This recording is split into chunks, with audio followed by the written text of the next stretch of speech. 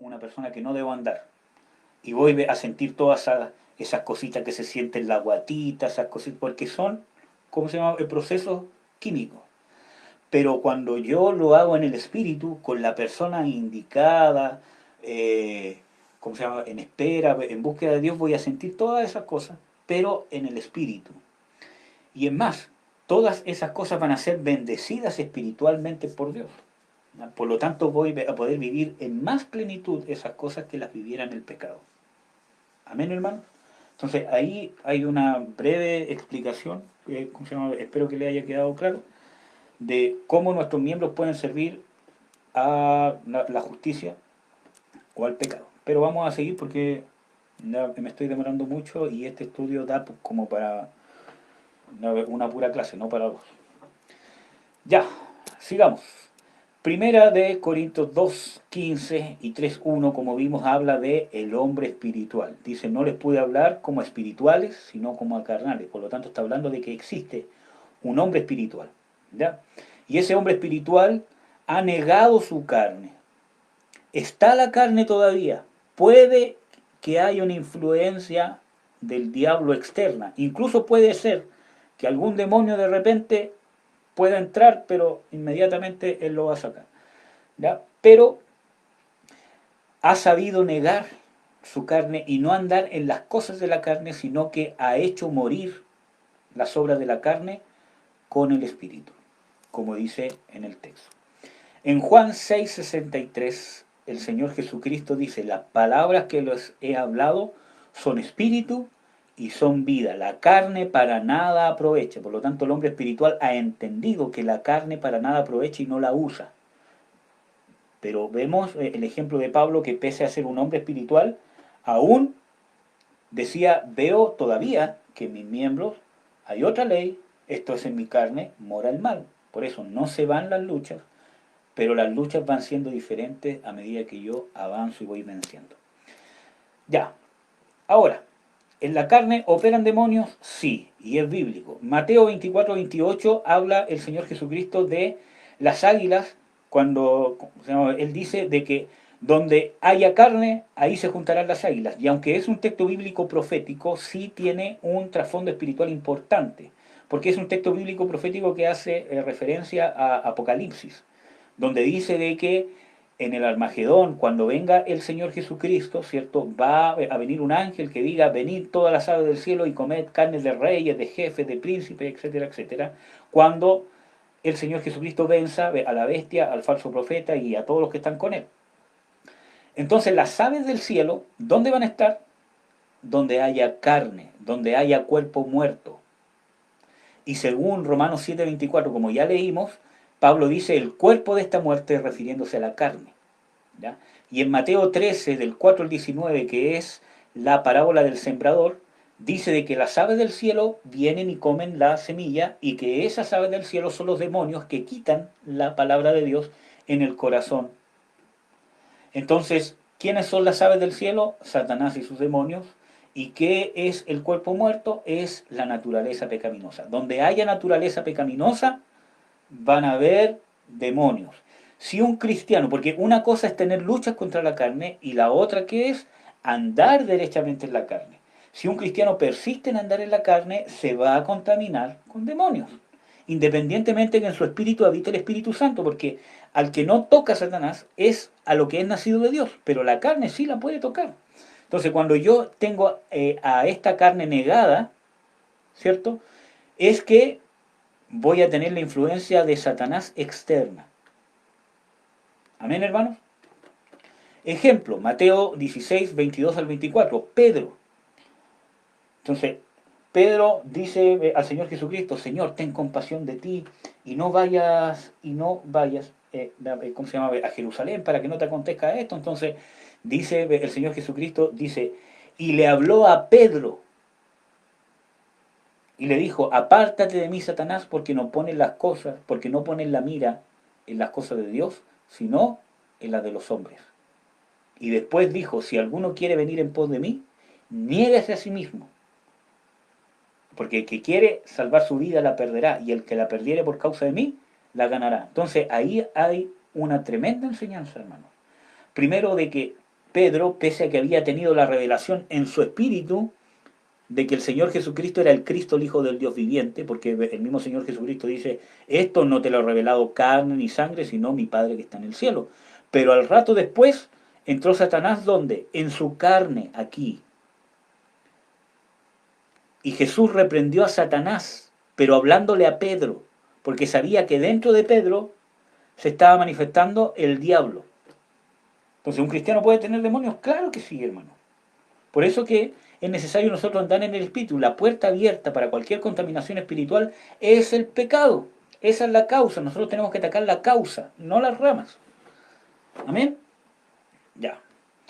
Bueno, en segunda de Corintios 5:1 habla de esta habitación terrestre. Dice, porque sabemos que si la casa terrestre de nuestra habitación se deshiciere, tenemos de Dios un edificio, una casa no hecha de manos, eterna en los cielos.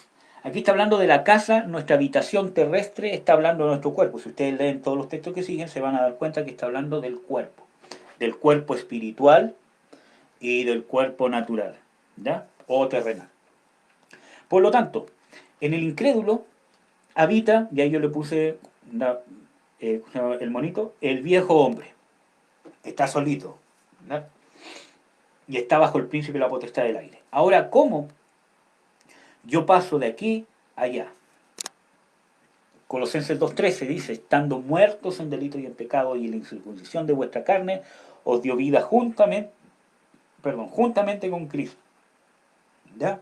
Igual Efesios 2:1 y 5 dice de que estábamos muertos en delito y en pecados, y Dios, que es rico en misericordia, nos resucitó juntamente con Cristo. Por lo tanto, el proceso como un hombre, ¿cómo se llama?, natural, pasa a ser cristiano, es el nuevo nacimiento. Yo no me puedo convertir en mi alma. Para que un cristiano sea cristiano, acuérdense que el sello de nuestra salvación es el Espíritu Santo morando en el creyente. Si yo no he nacido de nuevo, el Espíritu Santo no puede morar dentro de mí porque el Espíritu sigue muerto. ¿Ya? Por eso que es una convicción, una conversión espiritual. Y aquí hay muchos textos que hablan del nuevo nacimiento, ustedes los pueden leer, por ejemplo Juan 3 del 3 al 5, que habla de que es necesario nacer de nuevo del agua y del espíritu, lo que es nacido del espíritu, espíritu es, pero yo les quería compartir 2 de Pedro 1:4. Ustedes pueden leer los otros, ¿ya? Porque ya me demoré mucho como siempre.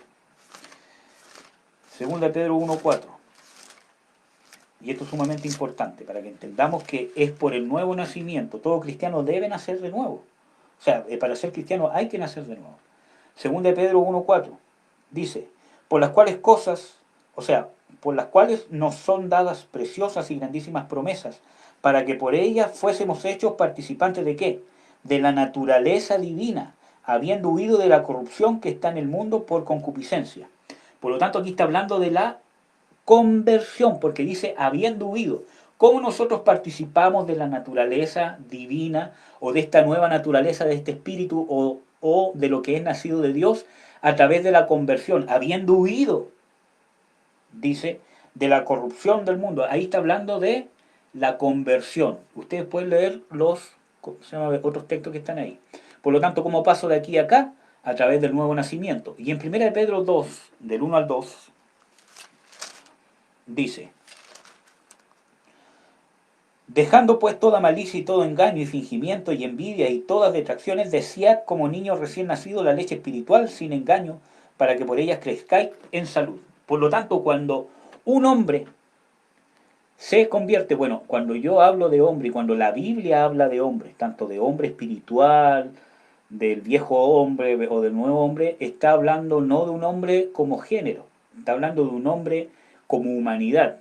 Por lo tanto, involucra a la mujer y al hombre. Por ejemplo, en 1 Pedro 3:4, que es el texto que veíamos ahí, está hablando del hombre del corazón y está hablando de las mujeres, ¿ya? Para que no crean de que Dios es machista ni mucho menos, ¿ya? Sino que está hablando como género humano. Por lo tanto, desead como niños recién nacidos. Por lo tanto, cuando una persona se convierte, pasa a ser un niño recién nacido que necesita leche no adulterada para poder crecer, perdón. ¿Ya? Pero vamos a ver. Gálatas 5:17, ¿qué dice?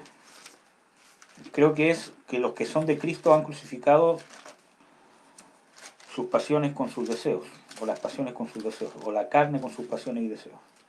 Gálatas 5:17. No, no dice eso, dice, porque la carne codicia contra el espíritu y el espíritu contra la carne, y estas cosas se oponen la una a la otra para que no hagáis lo que quisierais. Por lo tanto, aquí, si ustedes ven el láser, ahí, ¿cierto? En el cristiano, cuando es niño, nace de nuevo, empieza él a armarse y a empezar a luchar en contra de su naturaleza pecaminosa. Hay una lucha, el espíritu, que es el que está ahí con los guantes, se opone contra la carne y hay una lucha, hay una pugna entre los dos. ¿Ya? Entonces, esta lucha, ¿cierto? Es el proceso de crecimiento donde yo voy a empezar a crecer. Vamos a leer. No, mejor. Ahí yo creo que está claro. Después, ustedes pueden leer aquí los textos, ¿cierto? Pero hay una lucha donde el cristiano tiene que luchar. Por eso que desde que una persona se convierte y realmente nace de nuevo, esta nueva naturaleza ahora lo va a influenciar, o el nuevo hombre, como lo vemos aquí con guantes, ¿cierto? O el espíritu lo va a llevar a no pecar. Por ejemplo, cuando yo quiero hacer algo en la carne, ahora hay una nueva naturaleza divina en mí que me va a hacer sentir avergonzado, me va a hacer sentir culpable, que tiene consecuencias, que le estoy fallando a Dios, que me hace sentir vergüenza, ¿cierto? Es algo que antes no estaba, porque antes vivía en la carne solo por mis preceptos morales, quizás sí sentía vergüenza, todo lo demás, pero influenciado por el que dirán, o sea, por el mismo yo. Pero también cuando yo quiero andar en las cosas del Espíritu o hacer las cosas del Espíritu, empieza la carne a luchar también y a decirme, ¿para qué vas a leer la Biblia? Mira, estás cansado, come mejor, duerme mejor, ¿para qué vas a pedir perdón si la otra persona siempre se equivoca? Entonces dejo de hacer las cosas del Espíritu. Entonces las dos se eh, van a estar peleando. ¿Ya? Y es importante resolver esa lucha. ¿Cómo la vamos a resolver? Con el poder del Espíritu Santo. Y eso es sumamente importante. ¿Y cómo yo paso o cómo yo puedo resolver ¿cómo se llama? Esa lucha para dejar de ser un hombre carnal y poder ser un cristiano espiritual? Con el poder sobrenatural de Dios. Y eso, el inicio de eso es el bautismo en el Espíritu Santo. ¿Ya? No es el bautismo en el Espíritu Santo en sí, sino que es el poder del Espíritu Santo, no el que va a quitar al viejo hombre, sino el que va a darme el poder para yo ahora poder luchar con el poder o la ayuda de Dios. Y esto es sumamente importante. Vamos a ver en qué parte del cristiano se manifiesta el poder de Dios. Efesios 3:16.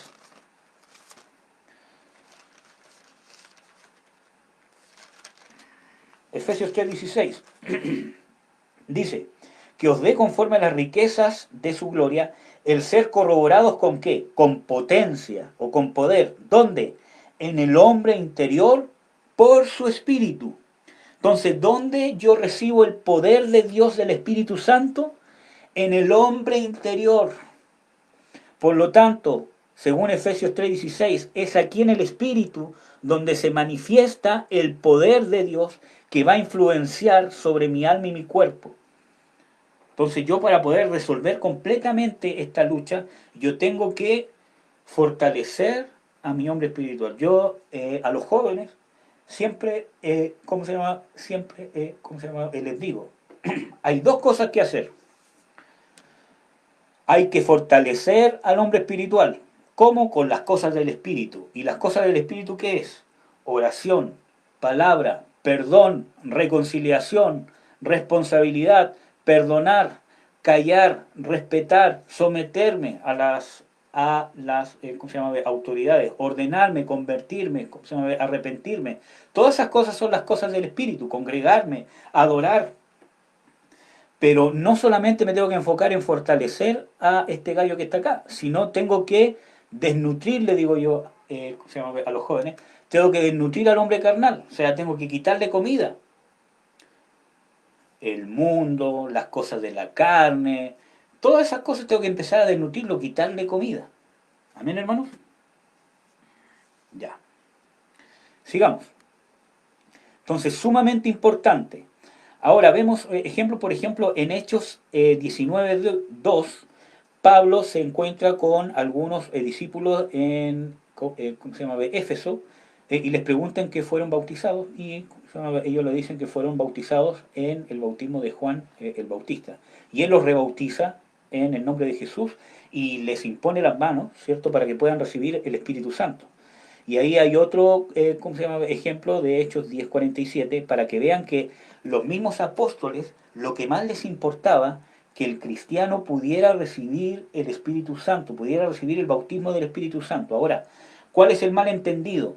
Que muchas personas creen, ¿cierto?, que si una persona no es bautizado en el Espíritu Santo, no tiene el Espíritu Santo. Y no es así. Dios mora dentro del creyente en el momento del nuevo nacimiento, como ya vimos todos los textos bíblicos, desde ¿cómo se llama? El momento que el cristiano nace de nuevo, es sellado con el Espíritu Santo. El sello de nuestra salvación o la marca de nuestra salvación es que el Espíritu Santo está dentro de ti. Ese es el sello espiritual de que ahora habita Dios dentro de ti en esta nueva criatura que la creó Dios por causa del sacrificio de Jesucristo.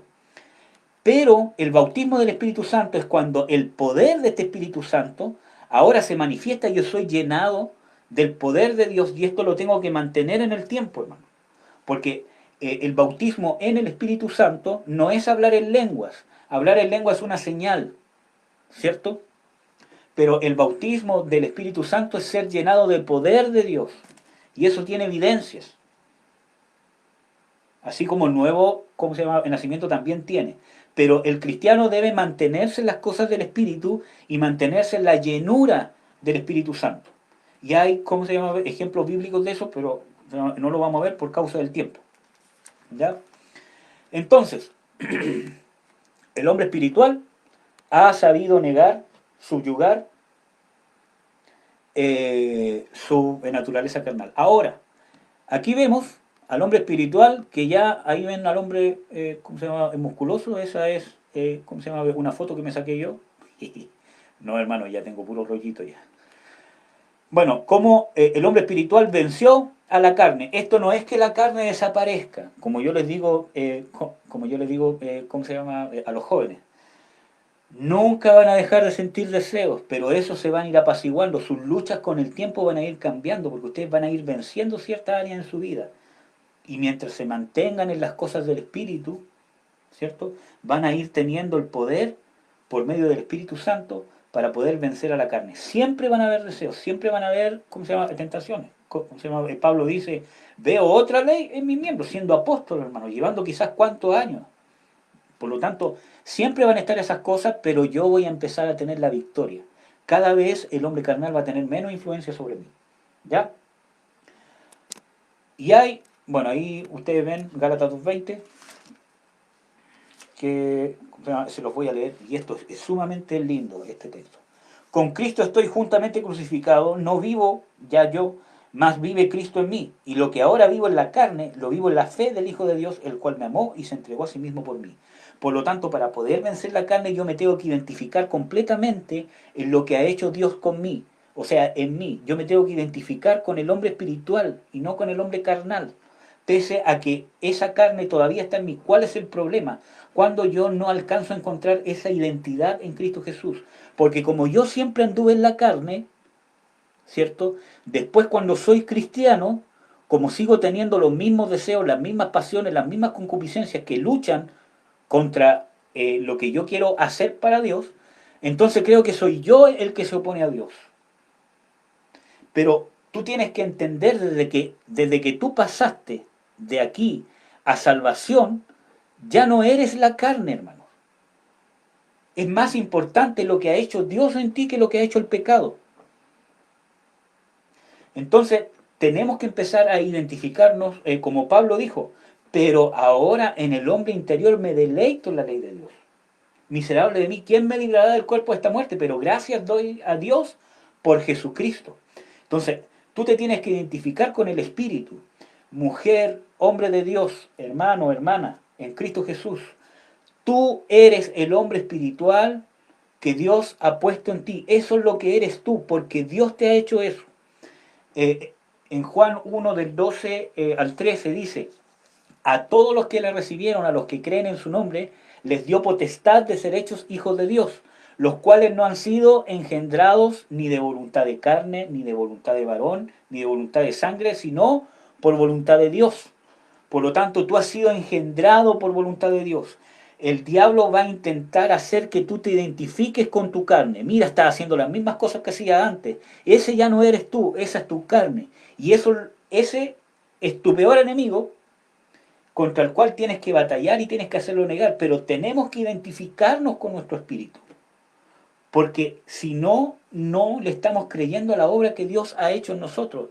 Nuestra identidad está basada en lo que ha hecho Jesucristo por su sacrificio, por su resurrección en nosotros, dándonos la vida de resurrección en nuestro espíritu. Por lo tanto, tú eres el hombre espiritual. Tú eres el que no peca. Tú eres el que se guarda, ¿cómo se llama? El que se guarda, ¿cómo se llama? A sí mismo. Tú eres el que se deleita en la ley de Dios. Tú eres el que el maligno no lo toca. Tú eres el que ha vencido al mundo. Porque la simiente de Dios que es Jesucristo está en ti. Porque has sido sellado por el Espíritu Santo. Porque mayor es el que está en ti que el que está en el mundo. Entonces es necesario que nos identifiquemos con la obra de Dios, con el hombre espiritual. Aunque nos equivoquemos, si nos equivocamos, levantémonos. Amén. Porque Dios es fiel y justo, que si confesamos nuestros pecados, Él es fiel y justo para perdonarnos de toda maldad. Y sigamos caminando a este camino de perfeccionamiento para poder alcanzar la perfección o el grado de perfección que Dios quiere que alcancemos, que es un proceso para que empecemos a madurar y dejar de ser niños y llegar a madurar. Y ese es un proceso. Amén, hermanos. Entonces tenemos que identificarnos con lo que ha hecho Dios y dejar de identificarnos con lo que ha hecho el pecado o con lo que hace el diablo con nosotros. Porque eso es decir que no tenemos una fe completa. Bueno, pero voy a tratar de avanzar, si no me voy a alargar mucho. El hombre perfecto, hermanos. Bueno, aquí ustedes pueden leer esto que está acá y pueden encontrar todos los textos bíblicos. Ustedes tienen tiempo para verlo. Yo voy a referirme a esto con un texto bíblico solamente y voy a tratar de explicarlo de la mejor manera posible. Porque esto a mí me habló el Señor hace años atrás, muchos años atrás, del tema de la perfección. Porque uno que hace se culpa. Vamos a leer Filipenses 3, versículo, aquí lo tengo anotado en la Biblia. Aquí está, versículo 11 en adelante. Filipenses 3, versículo 11 en adelante. Dice, si en alguna manera llegase a la resurrección de los muertos, no que ya haya alcanzado ni que ya sea perfecto, sino que prosigo para ver si alcanzo aquello para lo cual fui también alcanzado de Cristo Jesús. Hermanos, yo mismo no hago cuenta de haberlo ya alcanzado. O sea, aquí vemos claramente que Pablo está diciendo que no es perfecto, que no ha alcanzado la perfección. ¿Ya? Pero una cosa hago, olvidando ciertamente lo que queda atrás y extendiéndome a lo que está delante, prosigo al blanco, al premio, a la soberana vocación de Dios en Cristo Jesús. Así que todos los que somos, ¿qué?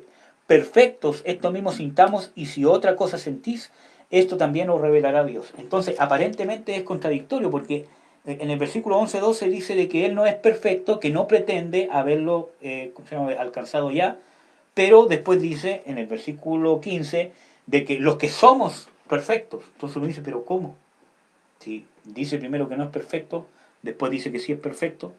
Entonces, cuando uno habla de la perfección, ¿cierto? Y esto es tema aparte, cuando uno habla de la perfección, está hablando de un estado del cristiano. Independientemente que esté así como este niño, independientemente que esté luchando, independientemente que esté así, yo puedo ser perfecto. ¿Por qué? Como el ejemplo, ¿cómo se llama? El ejemplo, ¿cómo se llama? El que yo les daba. Un niño de 5 años, obviamente se va a comportar como un niño de 5 años. Yo no le puedo pedir a un niño de 5 o 7 años que se comporte con la madurez de un joven de 15 años. Pero un joven de 15 años no puede comportarse como un niño de 5 años, porque si no está incompleto. En cambio, el niño de 5 años, para su edad, tiene muchas cosas que quizás son terribles, que hay que soportar, ¿cierto? Maña y cosas así, pero es porque tiene 5 años. Pero ¿cuál es el problema y la exhortación que Pablo hace? Por ejemplo, en Hebreos 5 del 12 al 14 o en Primera de Corintios 3 el 1 al 3. Es que por causa del tiempo ya deberíais ser maduros y no lo son todavía. ¿Cuál es el problema? Cuando yo crezco en tiempo, en edad, pero me quedo inmaduro, sigo siendo carnal, sigo con divisiones, etcétera, etcétera. Entonces, cuando Pablo habla aquí, y esto es importante, ¿qué es ser perfecto entonces? Y Pablo dice en Filipenses 3 una aparente contradicción. Dice, yo no pretendo ser perfecto ya, pero los que somos perfectos, entonces dice, pero ¿cómo? ¿Qué es la perfección? El estado de la perfección para el cristiano. Y aquí está la respuesta en el mismo texto. Dice en el versículo 12, no que yo haya alcanzado ni que ya sea perfecto, sino que prosigo para ver si alcanzo aquello para lo cual fui también alcanzado de Cristo. Y esto es sumamente importante porque aquí está la palabra más importante que hay que ver aquí cuando dice prosigo. O sea, voy adelante, voy avanzando, no me estoy quedando estancado, voy avanzando. Prosigo para ver si alcanzo. O sea, estoy en la carrera de alcanzar para lo que fui alcanzado por Jesús. Sigo el propósito de Jesucristo. Y para eso debo tener discernimiento del bien y del mal, como dicen Hebreos 5:15, o sea, 5:14. Ven que todos los textos, toda la Biblia se va complementando, hermanos amados. ¿Cómo se llama? ¿Cómo se llama? Vamos a ver más. El texto de Efesios, o sea, de Filipenses 3:13, dice, hermano, yo mismo no hago cuenta de haberlo ya alcanzado, pero una cosa hago, olvidando, y aquí también, olvidando ciertamente lo que queda atrás y extendiéndome a lo que está delante. Esta otra característica de la perfección, olvidando ciertamente lo que está atrás, que no habla de un olvido mental, porque hay muchas partes donde la misma Biblia exhorta, acordaos que en otro tiempo vosotros hicisteis esto y esto y esto otro. Sino habla de olvidado, de no poner la mira otra vez en las cosas de atrás. ¿Y cuáles son las cosas de atrás? Acuérdense ¿cómo se llama? En Efesios 2 y 3 dice de que los mundanos andábamos ¿dónde? En la carne, bajo el príncipe de la potestad del aire, haciendo la voluntad de la carne y de los pensamientos.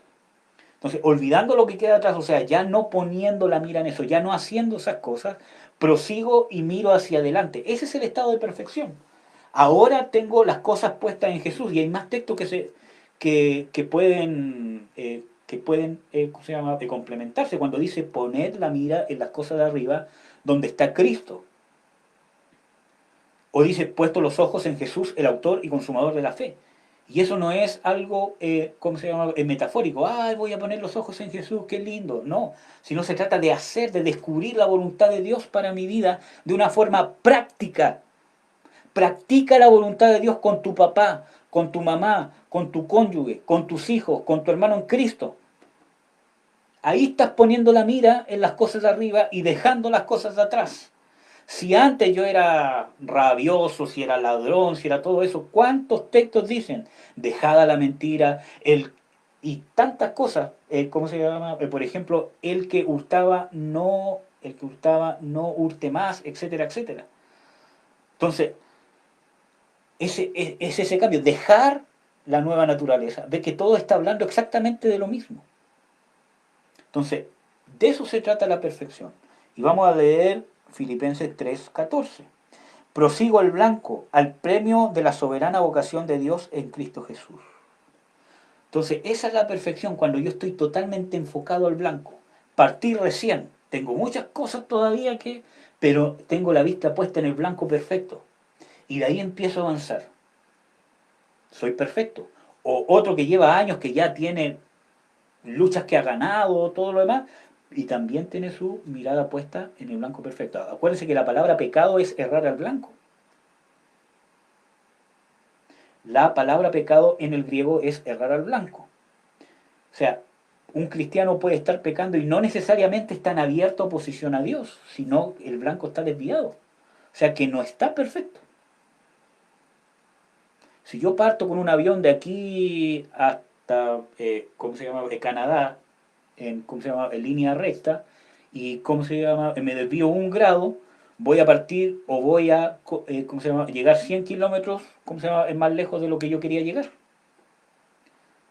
¿Por qué? Porque me equivoqué en el blanco.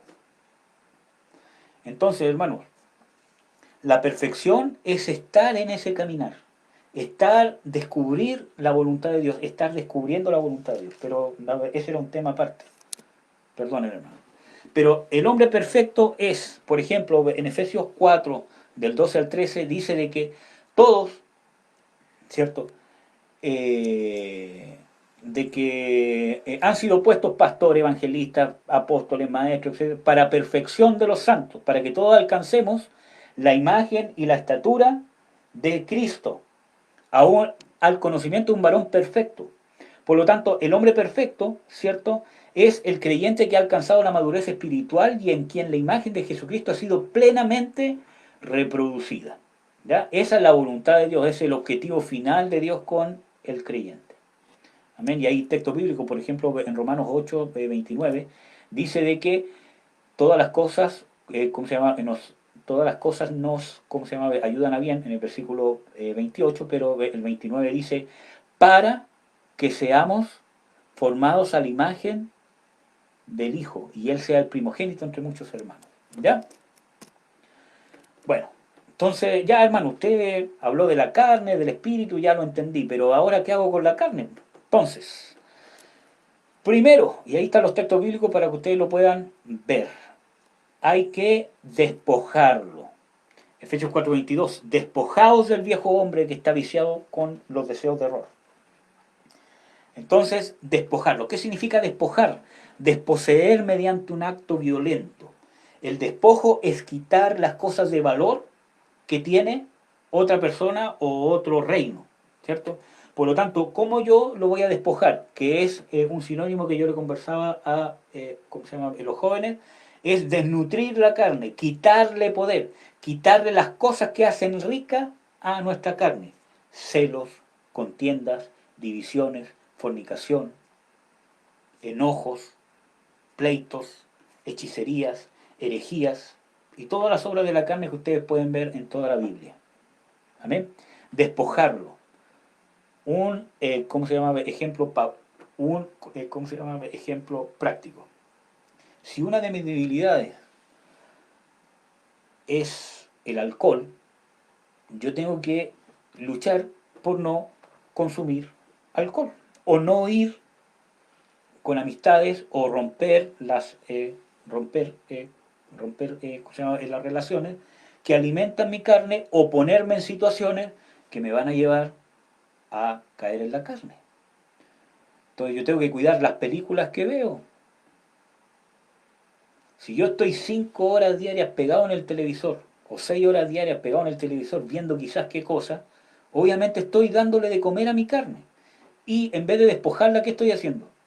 Dándole riquezas para que se fortalezca en contra de mi hombre espiritual. Entonces cuando yo quiero hacer la voluntad de Dios, mi carne va a estar más fuerte y va a ejercer mayor influencia que mi hombre espiritual. Ya, mortificar. Romanos 8:13. ¿Qué dice? Que si hacéis morir las obras de la carne por el espíritu, si mortificáis las obras de la carne por el espíritu. Déjenme verificar. 8:13. Sí, ese es. Si hacéis morir o mortificáis. ¿Qué significa? Privar de vitalidad alguna parte del cuerpo, atormentar o molestarla mucho. Cuando alguien es mortificado por otra persona es porque me molesta tanto que llego hasta desear la muerte. Lo mismo tenemos que hacer con la carne, mortificarla. ¿Cómo? Ahí está, en el mismo texto bíblico, en Romanos 8:13, andando en las cosas del Espíritu. La oración, el ayuno, la adoración, el perdón, el amor, la sujeción, el callar cuando tengo que callar, hablar cuando tengo que hablar, saber cómo responder, saber cómo hablar en gracia, porque dice que de la boca del sabio sale gracia. ¿Ya? Amortiguar, Colosenses 3:5, y eso se lo voy a leer.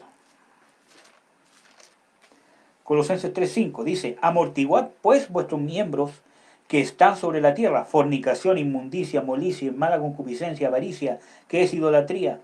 ¿Ya? Amortiguar, ¿qué significa amortiguar? Hacer menos intenso o violento un ruido o un golpe. En la versión Reina Valera dice hacer morir. ¿Ya?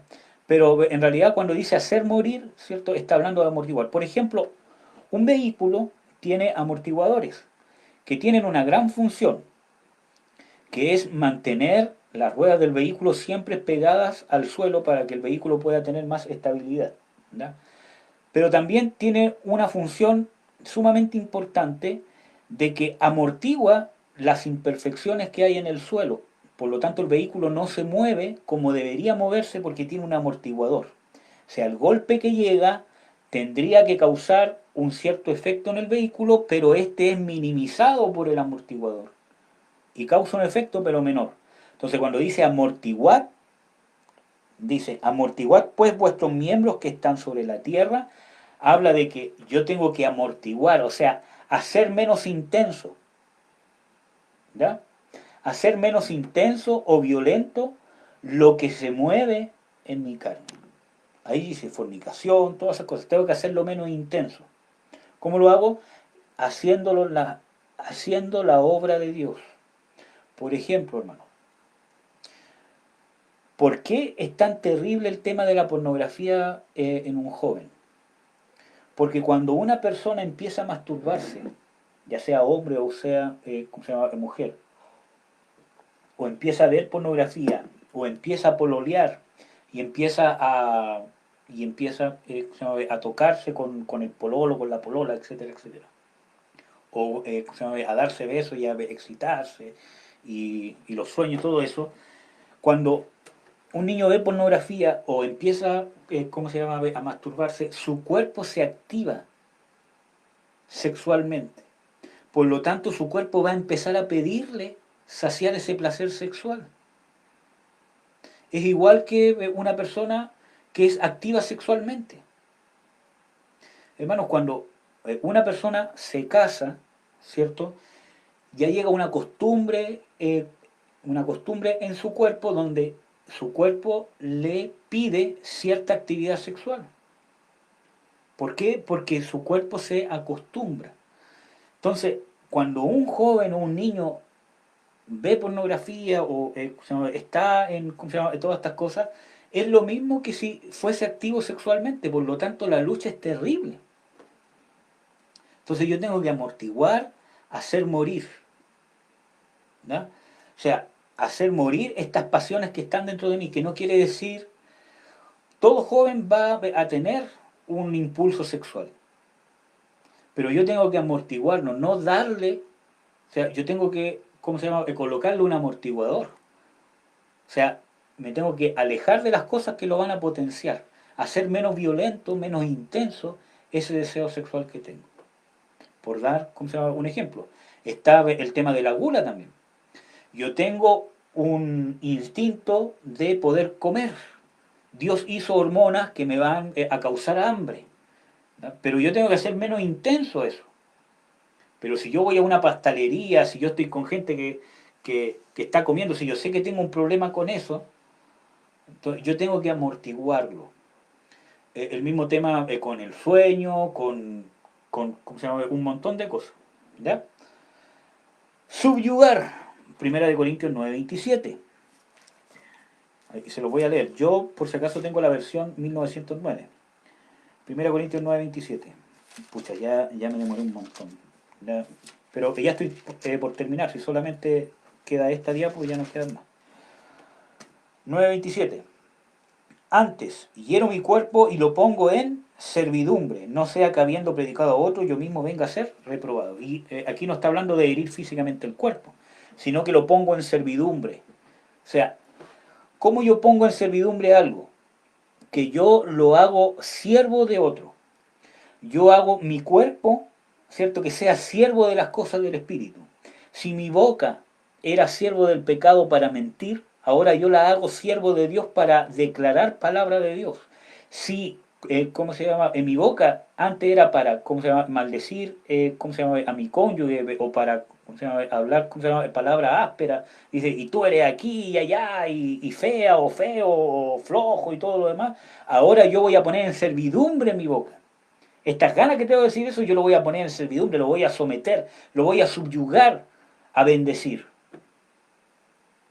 Eres linda, eres preciosa, eres aquí, y especialmente con nuestros hijos y con nuestros cónyuges. ¿Ya? Subyugar. Crucificar. Y esta es la parte más importante. Gálatas 5:24, los que son de Cristo han crucificado la carne con sus pasiones y deseos o con sus concupiscencias. El creyente tiene que identificarse con la muerte de Jesucristo. Romanos 6:6 dice que nuestro hombre fue crucificado juntamente con Cristo.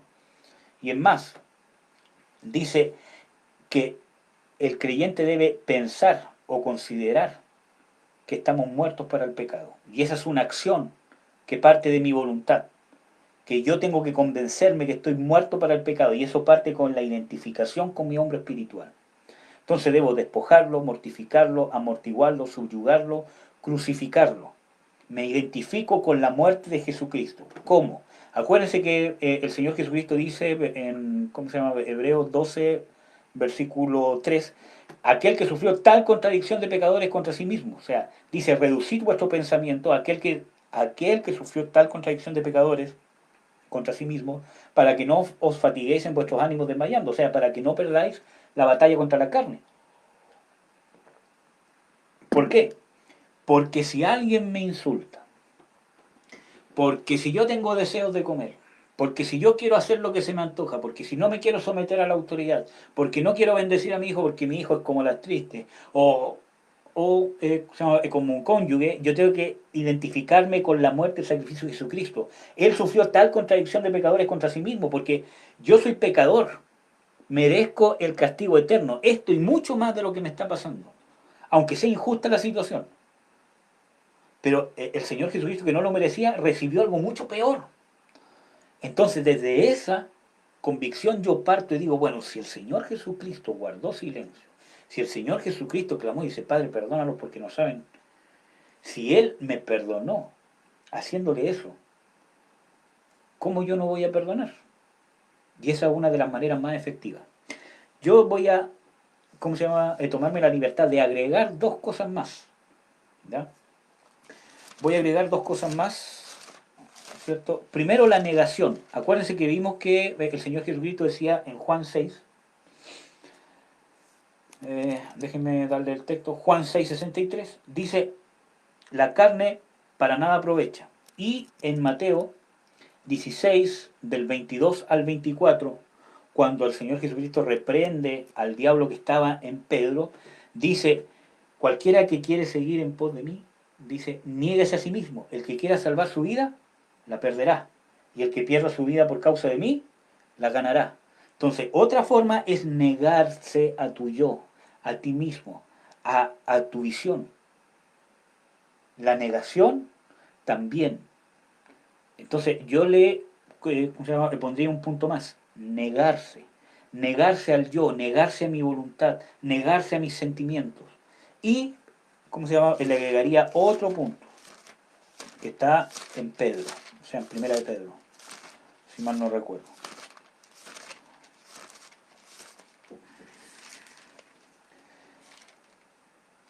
Primera de Pedro, eh,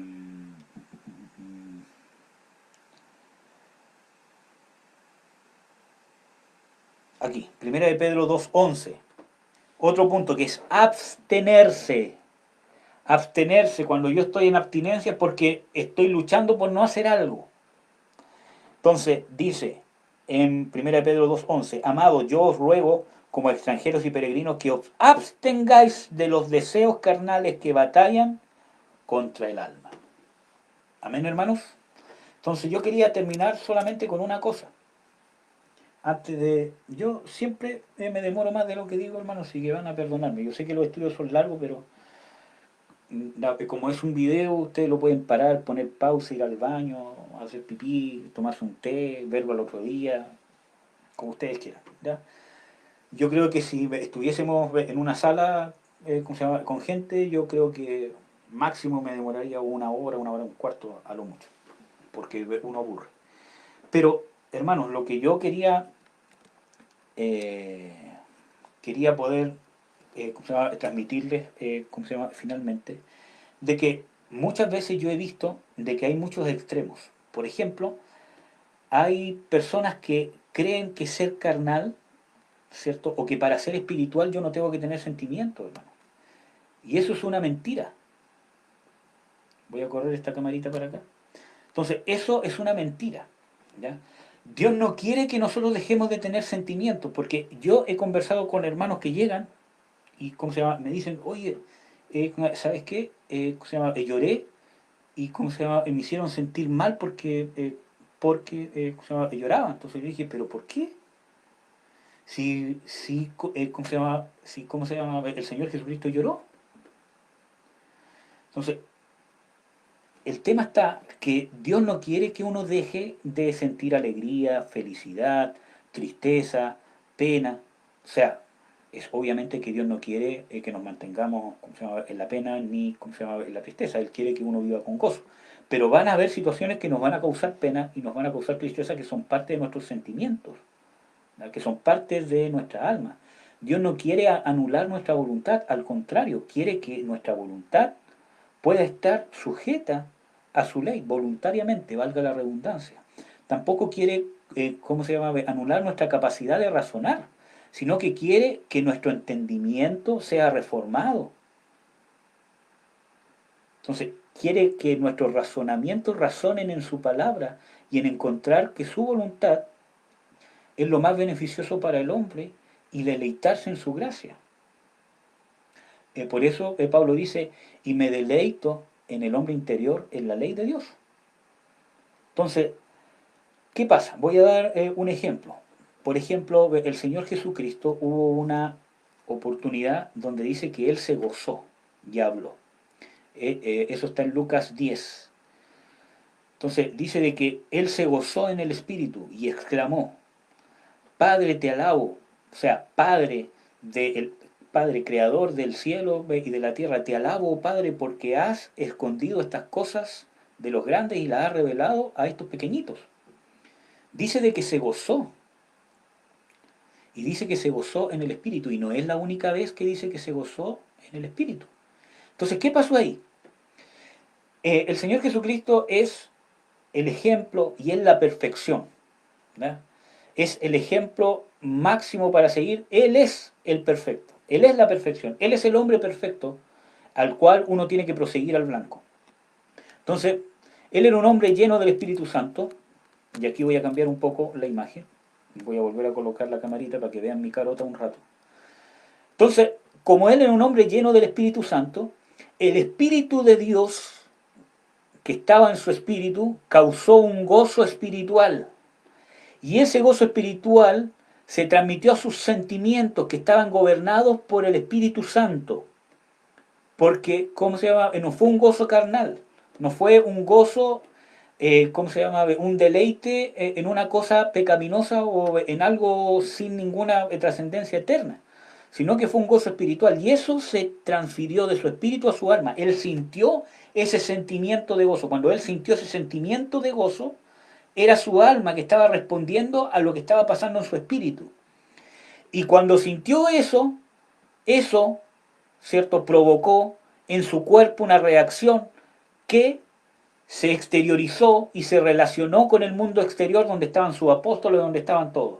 Como en las palabras que habló. Su cuerpo empezó a modular palabras que estaban instruidas o inspiradas por el sentimiento de su alma, que a la vez estaba inspirado por el sentimiento espiritual de gozo de Dios. También habla de que, ¿cómo se llama? El Señor Jesucristo también,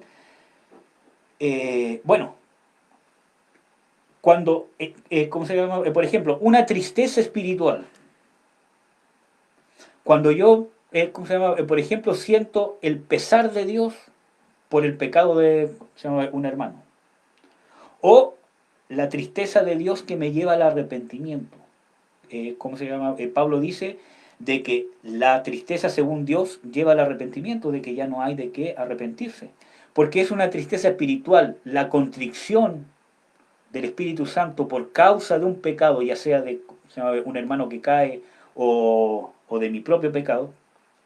Esa contrición causa un sentimiento de pesar en mi alma, un compungir de espíritu, como dice en Hechos. Dice de que ellos se compungieron de corazón porque fue el Espíritu quien les estaba dando conciencia de pecado, justicia y juicio por la predicación de Pedro. Entonces, eso que estaba en el mundo espiritual causó un sentimiento en su alma. Y ese sentimiento fue exteriorizado en su cuerpo. Que fue en las palabras que dijeron, hermano, ¿qué haremos? Entonces, ven de que el alma no es que porque yo tenga sentimientos soy carnal o soy almático. El tema está cuando los sentimientos que hay en el alma gobiernan mi cuerpo. Los sentimientos que están en mi alma deben ser gobernados por el Espíritu. ¿Cuál es el problema?